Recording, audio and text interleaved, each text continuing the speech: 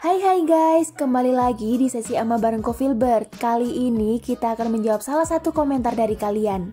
Sekarang terkait emiten konstruksi, seperti apa? Ini komentarnya. Saham NRCA.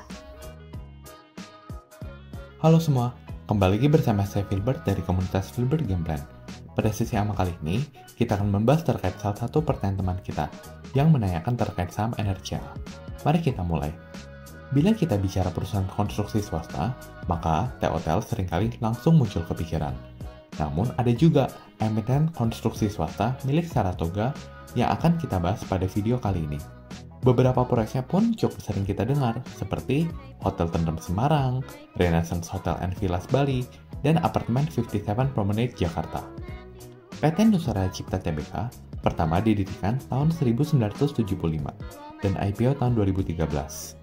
Perusahaan merupakan anak usaha dari Surya Semesta Internusa Tbk atau dikenal dengan kode saham SSIA.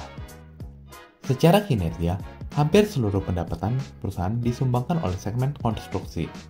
Adapun pendapatan perusahaan selama 5 tahun terakhir bertumbuh dengan CAGR 3% per tahun. Secara gross profit, angkanya pun bisa dibilang sangat stabil, di kisaran 10-11% setiap tahunnya. Namun secara net profit, angkanya turun sedikit, dari 103 miliar di 2018 ke 96 miliar di tahun 2023. Dari sini kita bisa lihat kalau NRCA meskipun mampu membukukan kinerja stabil, namun secara growth relatif minim. Untuk masa mendatang, bila kita ingin laba perusahaan naik 20% misal, maka harus berasal dari pertumbuhan revenue perusahaan. Next, kita ingin bahas terkait balance sheet perusahaan. NRCA memiliki kas yang tebal di angka 600 miliar. Di mana sebagian diantaranya ditaruh di deposito, sedangkan secara hutang berbunga relatif minim, dengan gearing ratio 11%. Hal yang mungkin perlu di-note adalah, sepertiga perusahaan punya piutang itu telah jatuh tempo lebih dari 90 hari, di mana hal tersebut mengharuskan perusahaan untuk mencadangkan CKPN. Kita kan mikirkan, sepertiga dari piutang telah jatuh tempo lebih dari 3 bulan, cukup lama ya. Sehingga hal yang wajar untuk kita lakukan adalah cek ke perusahaan sejenis, yaitu TOTL. Ternyata kalau kita cek ke TOTL, angkanya malah 68%.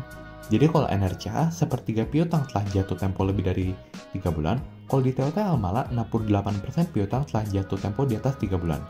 Sehingga ya memang sudah merupakan hal yang wajar ya.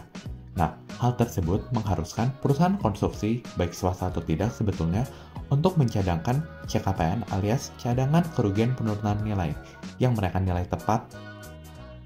Nah, terakhir secara valuasi, saat ini perusahaan diperdagangkan di PER 8,7 kali. Sebagai perbandingan, TOTL diperdagangkan di valuasi kurang lebih yaitu 8,9 kali. Apakah menurut Anda valuasi tersebut menarik? Oke, sekian untuk video kali ini. Bila ada pertanyaan untuk video berikutnya, bisa leave di komen ya. Sampai jumpa di video berikutnya. Bye-bye.